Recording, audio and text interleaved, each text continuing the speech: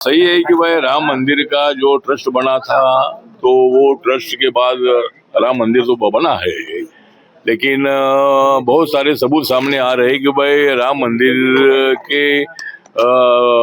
मंदिर बनने में कहा जाए कुछ जगह पर घोटाला हुआ है, करप्शन हुआ है। और इसमें भारत सरकार भी बहुत बड़ी एक्टिव है और योगी आदित्यनाथ जी के सरकार ने इसके लिए SIT का अपॉइंटमेंट किया है और इसकी पूरी जांच होगी, जिसमें जो भी दोषी हो गए उनके ऊपर कठोर कार्रवाई होगी और हमारी सरकार किसको तो छोड़ेगी नहीं।